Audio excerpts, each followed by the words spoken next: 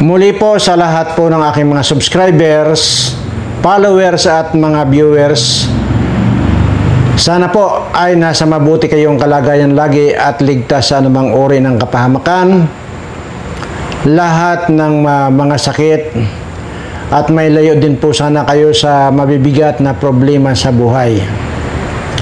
At bagkos, siyempre, wala naman po akong ibang pinagdarasal sa inyo, kundi ang dumating nawa sa inyo ay swerteng walang katapusan. Ayan naman po lagi ang ating pinagdarasal dito. At dito naman po sa mga kawatan na mga politiko ay mamatay na lang kayong lahat. Yun po ang lagi ko rin pinagdarasal. Pero papaano pa na kayo ay mailigtas sa mga mabibigat na karamdaman o sakit? Ay ito po, may panibagong problema po tayo at may na-discover na naman po na bagong coronavirus na kung saan po ay mas matinding araw po ito sa COVID-19. At ito po ay kare-receive ko lang po ng information at bago po ako magkomento ay gusto ko lamang po munang panoorin nyo muna bago natin bigyan ng komento itong na nakuha nating information ito, no? So hayaan po na muna nating i-play ito para sa ganun ay maintindihan ninyo at intindihin nyo pong mabuti kung ano po ang sinasabi. At gusto ko po, ayaw kong putulin. Mamaya na po tayo magkokomento pagkatapos nyo mapanood lahat. At kaya ayaw ko po muna mag-topic dito sa mga politiko, mga kawatang ito dahil nakakasawa na.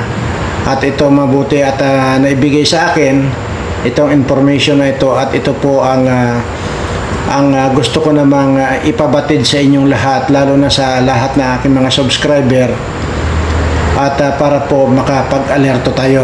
So ito na po at pakinggan niyo po muna at panoorin. Shifting focus for now, a shocking new discovery from China is triggering serious concern about another potential pandemic. According to reports, a team of Chinese researchers have identified a new bat coronavirus capable of infecting human beings. Wow. Shi Zhengli, a prominent virologist, often called the Bat Woman for her extensive work on bat coronaviruses, led this research at the Guangzhou laboratory. Her team included experts from the Guangzhou Academy of Sciences, Wuhan University, and the Wuhan Institute of Virology. This latest discovery reveals a new strain of the HKU5 coronavirus, first detected in a Japanese bat in Hong Kong. The newly identified virus belongs to a class of virus which also reportedly causes the deadly Middle East Respiratory Syndrome or MERS virus. Researchers, in fact, have confirmed that this strain binds to human receptors just like SARS and the virus responsible for COVID-19. Let that sink in. And this critical similarity has raised a lot of fear that the virus could have the potential to jump from animals to human beings. And what's even more alarming is that the researchers have found that the HKU5 coronavirus can not only bind to bats and humans but also various mammals. And this means the virus could infect multiple species, increasing the risk of transmission to human beings. Researchers also found that when the virus was isolated from bat samples, it could infect human cells. And they also observed that the virus could from animal to human. So ayan po at nakakalungkot pong balita ito. At ito nang hapon na hindi na magkakanda o gaga ito mga kababayan natin sa sobrang kahirapan. Ito na naman po, may darating na namang dilubyo na talagang nakamamatay. Sinabi naman po nakamamatay. So yan po yung bagong discovery na naman. Ganun pa man, Kaya po lagi kong sinasabi rito na napakaswerte yung mga subscriber ko. Dahil alam nyo na po ang ibig ko sabihin. Dahil kayong mga subscriber ko ang naturuan ko doon sa kalamansi at sa kasili. Di po ba? So, paano po itong mga hindi ko subscriber ay pasensyahan na po dahil ito lamang pong sa YouTube ang may communication tayo. So, nananawagan naman po lagi ako rito na mag-subscribe kayo para at least na nagkakaroon kayo ng warning kung sakasakalit may mga ganitong dilubyo na mga darating. So, hindi ko na po kasalanan, pero sana nga po ay maipaabot na ninyo sa inyong mga kamag-anak dito sa mga subscriber ko. At yun pong itinuro ko sa inyo na kalamansi at sa kasili, yun po ang napakabisa dyan. Yun po yung sinasabi ko, uulitin ko lang po, na madalas kong sinasabi na napakaswerte. Yung mga subscriber ko dahil sila nga po yung nakapanood ng mga itinuro ko tungkol po dyan sa mga virus na yan. So, doon po sa mga kamag-anak ninyo na hindi naman po nila alam itong mga itinuturo ko sa aking channel, ay kayo na po ang bahalang magpaabot sa kanila yung pong tungkol sa kalamansi at sa kasili. Doon po sa mga hindi pa nakakaalam at hindi naman kayo nakapag-subscribe pa, nandyan po yan sa video ko. Siguro kung di po ako nagkakamali ay may thumbnail po yan na kalamansi at sa kasili. Yun po ang panoorin nyo para malaman po ninyo yung proseso kung paano gawin yun. At yan po, pero maliban po dyan, yan po ay kung talagang yun nga ang layunin nitong balitang ito. Ngayon, dalawa po itong aking pinag-iisipan. Pero pwede pong totoo at pwede rin pong mina-mind conditioning na nila ang tao. Ang ibig ko pong sabihin na mina-mind conditioning, pinapalabas po yung mga balitang yan dahil para makondisyon na yung mga utak ng tao na coronavirus. Pero ang totoo pala niyan ay magpapakawala po sila ng lason o di kaya mga viruses na ganyan. Yan pong virus na yan, sa totoo lang po, ay tama naman na galing sa mga animal yan. Kagaya nitong mga itong mga politiko, kasi mga animal yan, mga politiko, mga kawatan na yan, mga matitindi po ang mga virus ng mga animal na yan. So, pwedeng totoo na galing nga sa mga animal yung mga virus na yan. Pero, believe me it or not, pwede pong gawin ng mga scientists, mga chemical engineer, o ano pa mang mga pinagsama-sama yan, kayang-kaya po nilang mag-formulate ng virus. So yan po, ang sapantaha ko rito, dahil nga talagang naghahamunan ng gira itong China na ito, ay baka po yan ay pinapalabas nila para sa gandun pagka nagkandamatay ang mga tao, hindi maisisisi sa kanila, kundi maisisisi yan doon sa mga paniki kuno na pinanggalingan ng coronavirus na yan. Yan po ang nakakatakot dahil sabi ko nga po, kawawa ang itong mga bata na ito na magdadapaan na lang po yan na walang kalaban-laban.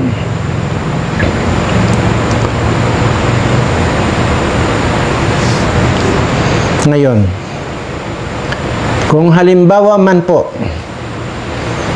na natural na virus yan. Halimbawa lang natin, na galing nga sa animal. Ganon din po ang suma total. Nung COVID-19, magkano yung mga binabayaran ng mga naho-hospital? Kung hindi ako nagkakamuli, di ba si Vice Ganda yata, yan si Vice Caballo na yan. Di ba na-hospital yan dahil sa COVID-19 at namalimos pa nga po yan eh. So alam niyo po ba ang binayaran? 11 milyon. Mayroon naman po binabayaran, inabot po ng 5 milyon, 3 milyon, 20 milyon ang binabayaran nila. So, sabi ko nga po kahit naman pwedeng gamutin, halimbawa lang natin yung virus na yan, ay kung wala namang ganun kalaking pira itong mga kababayan natin, mamamatay din po. So wala pong kanyan. Wala rin pong pinag-iba. Yun po ang nakakalungkot. Yun po ang talagang parang hindi ko ma-imagine na makita na lang itong mga kababayan natin na hahapay na lang dyan dahil sa mga gawa ng mga taong walang kakuntintuhan sa buhay. Sa bagay, sabi nga po, ay nasusulat naman po sa banal na kasulatan daw yan na paglalaban-laban ng mga hari sa hari. Ibig pong sabihin, presidente sa presidente. So, ano man po yan, totoo man o hindi, para sa akin ngayon ay kung papaano pa ba natin maiwasan yung mga hindi matabla ng virus na yan. Kasi talagang iba po yung nararamdaman ko, iba po yung duda ko. Mind conditioning ito. Either way, kahit alin po dyan sa dalawang yan, totoo man na natural na virus yan at saka hindi totoo, parehas lang po yan. Ang pagkakaiba lang po niyan, siyempre pagka alam ng buong mundo na natural na virus yan, hindi masisisi ang China. Di po ba? Pero ang totoo niyan, sila lang din po ang gumawa ng virus na yan. Yun nga pong COVID-19 na yan. Noong panahon po na si President Trump ang presidente bago pumalit si Biden at ngayon po ay bumalik ulit si Trump. Ano po ba ang tawag ni Trump diyan sa COVID-19 na yan? China virus. Alam po ni Trump yan na talagang pinormulate yan. Gawa ng tao yan at hindi yung natural na virus yung COVID-19 na yan. Mismong si Trump na po ang naghahayag niyan dati. Ngayon, aywan ko lang kung ano masasabi niya dito ngayon. Pero sabi ko nga po, mind conditioning ito. Para lang huwag silang masisi kung sakali. Napakaraming nagpapatunay na bansa. Hindi lamang po hindi lamang po yung Amerika ang nagpapatunay na yan ay gawa ng China. Sinadyang ginawa.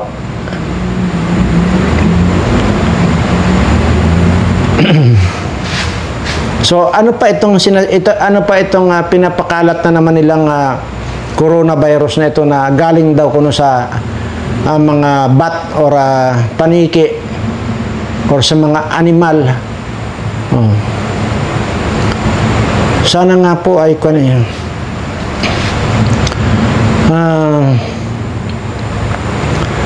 dito na lang po sa mga politikong kawatan tatama itong mga virus na ito. Pero sabi ko nga po, iyan naman po ay may gamot naman. Ang problema po natin ngayon, nitong ating mga mahirap nating kababayan, paano sila magpagamot? Ay kung milyon-milyon naman po ang ginagastos. Kaya okay lang natamaan itong mga putang ina mga kakakon ito. Mga politikong ito. Napakaraming pira yung mga hayop na yan.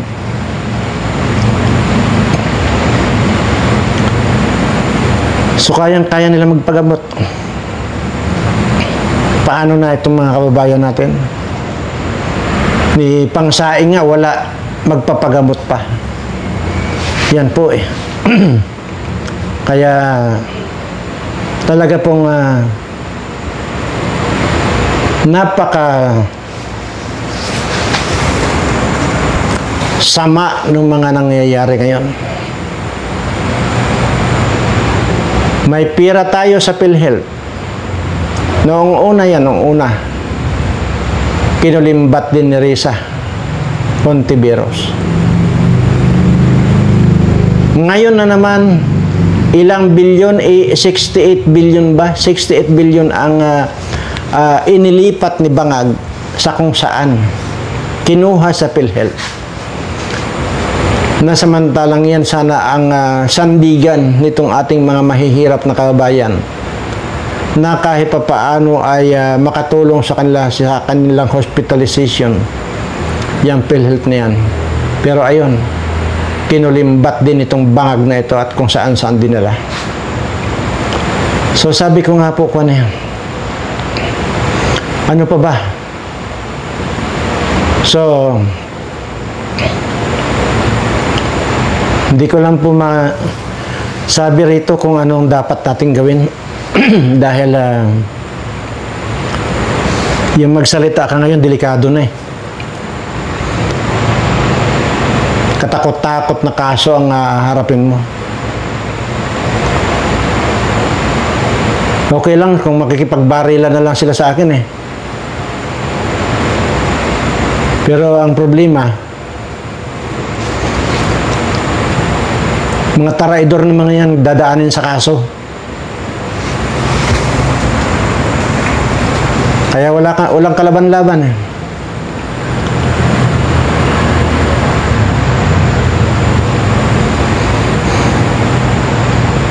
Grabe.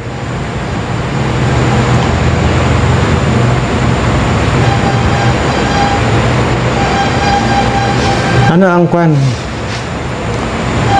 Ano pa ang sabi ko hindi ko talaga ma-imagine kung anong pwedeng mangyari dito sa mga kababayan ko.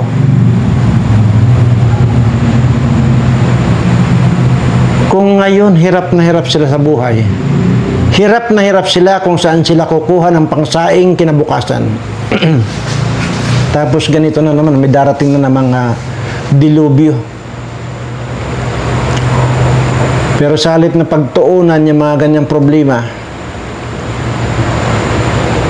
ayun ang inaasikaso nitong mga buwisit na mga nandiyan sa gobyerno, papaanong magkaso, ay puro drawing yung kaso na yan. Dahil kunwari sasabihin, kakasuhan ganito. Oh, yung sinabihan mong kakasuhan, may abogado yan. Pupunta doon sa, ayaw ka na po mag-mention ha.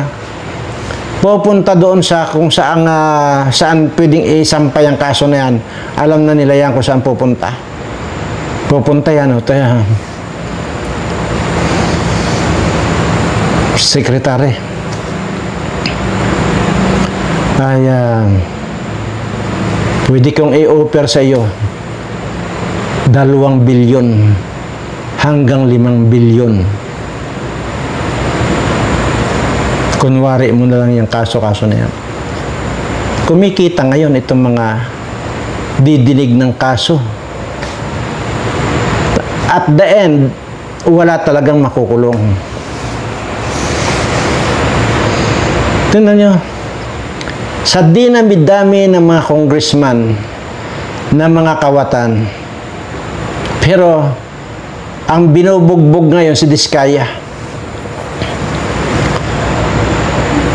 O walang problema sa akin kung ano ang dapat nilang gawin kay Diskaya. Kung gusto ko nga, limasin lahat yung mga ari-arian ni Diskaya na yan eh. Ibalik sa gobyerno. Yung mga yaman ni Diskaya na yan. Pero paano itong mga kawatang mga congressman na ito? Mga senador na ito na involved? Ganun na lang. Si Diskaya lang ang kaya ninyo. Maniwala kayo sa hindi sa akin. Kagaya dyan sa lahat ng mga politiko na yan, lahat ng mga ombudsman, sabi ko, ang uwian yan. Yung mga iniimbestigahan ng mga ICI na yan, ombudsman ang pupuntahan yan. Di ba si Remulla ang ombudsman ngayon? May nag-interview sa kanya na papaano raw kung isa sa kamag-anak niya o kaibigan ng mga kamag-anak niya ang involved sa mga ganyan. Wala daw silang sasantuhin. Ganon din yung sinasabi ni Azorin. Wala daw silang sasantuhin. Puro santo.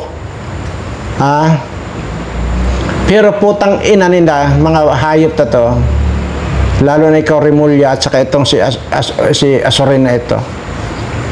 Puro kayo sasantuhin ng sasantuhin. Ay samantalang ang talagang ulo ng mga magnanakaw, ito si Bangag na nga eh. Tapos sabi niyo, wala pa kayong sasantuhin. Bullshit kayo.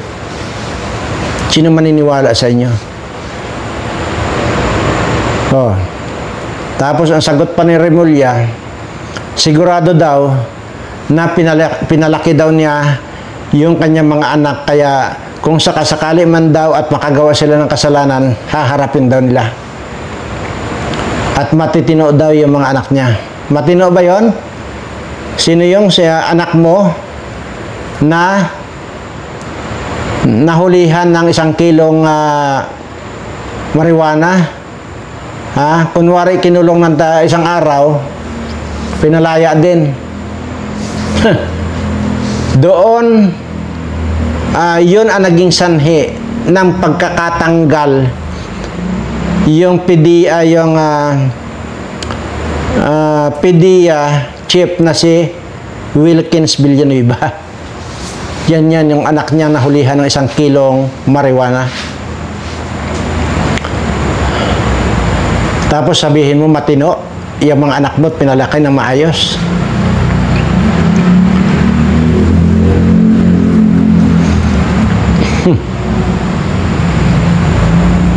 Sabihin na natin ganito. Pinapalabas niya nito si Remulla ngayon na itong yan lahat ng mga kakasuhan.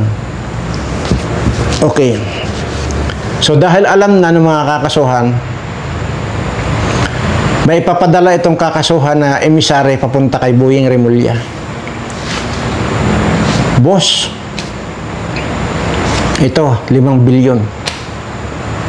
I-absulto mo lang ito si ganito. Ganun lang yun.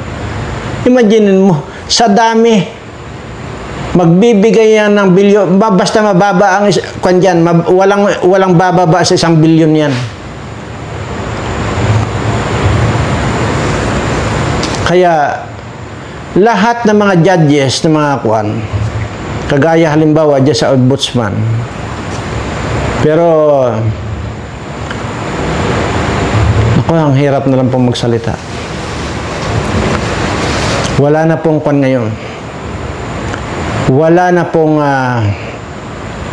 gumagamit kayo ng prinsipyo. Ang pinapairal na lang po ngayon, pira. Pag may bilyones ka, may isinalpak kang bilyones, wala kang kaso. Yan ang tandaan nyo. Ito si Romualdez na ito. Tingnan nyo nga, basta bilyones yan ha, bilyones ang pinag-uusapan dyan. Saldi ko na yan, bilyones ang pinag-uusapan. Trilyon pa nga.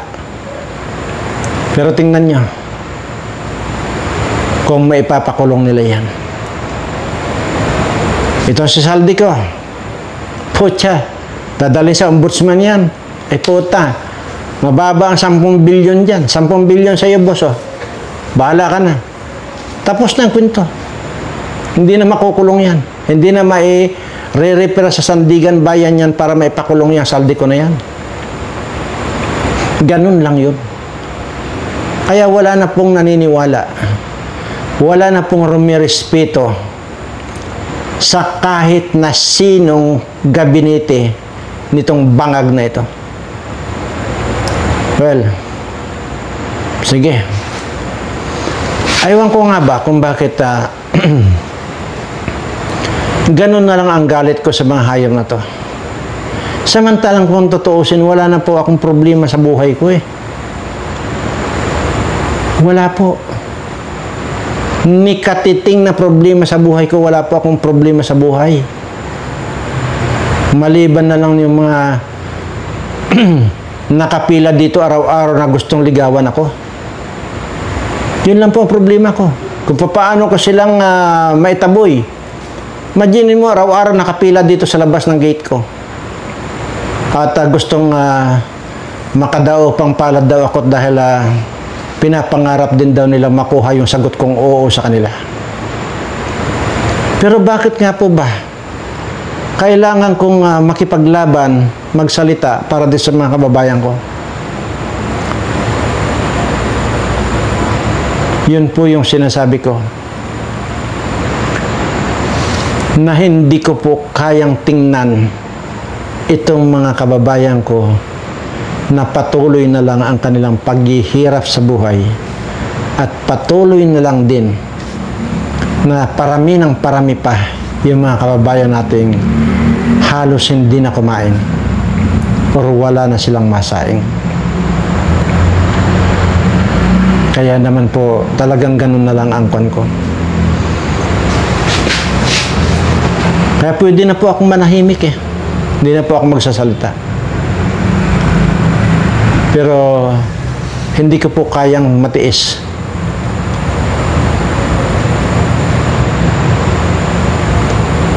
Wala po akong problema sa buhay.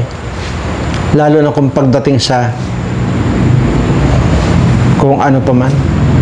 Kahit sa anong anggulo tingnan.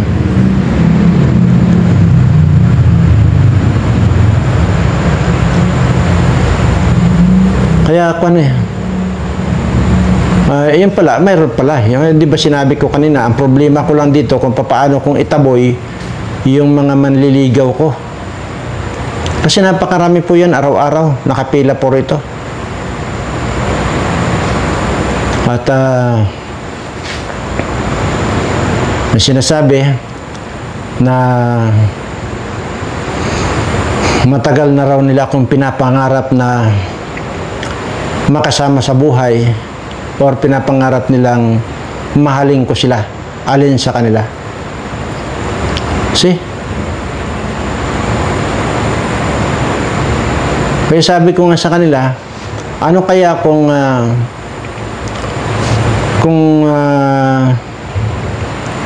ano na lang, ang gawin nyo na lang, pumunta kayo doon sa talon or yung tumatalon na tubig, pools, ika nga, water pools. Tapos magbabad na lang kayo doon ng isang araw para mawala yung inyong pagnanasa sa akin. Kaya po in-advise ko sa kanila. Pero yung iba, siguro ay ginawa nila, maaaring tumalab sa kanila na hindi nakalimutan na nila after nung tinuro ko sa kanila. Ay yung iba naman, ginawa naman daw nila pero talagang bumabalik at bumabalik. Dahil nagbabaka sakali din daw na sagutin ko sila. Yun lang ang problema ko kung paano ko silang itaboy. Kaya sa halip na wala akong problema, ayan, yan po ang problema ko lang. Yung napakaraming gustong manligaw sa akin.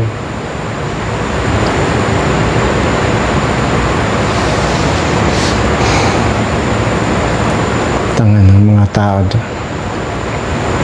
O ngayon, anong gagawin natin dito sa itong bagong virus na ito? Bagong dilobyo na tatama sa mundo. Sa buong mundo po ito, hindi lamang po sa China. Buong mundo po yan. Dahil ang gusto ng kung sino yung matira, kung sino yung matibay, yun ang matitira. Ang ibig ko po sabihin, aakupahan lang po ito ng iisang tao or iisang presidente. Kasi dapat isa lang po yung king.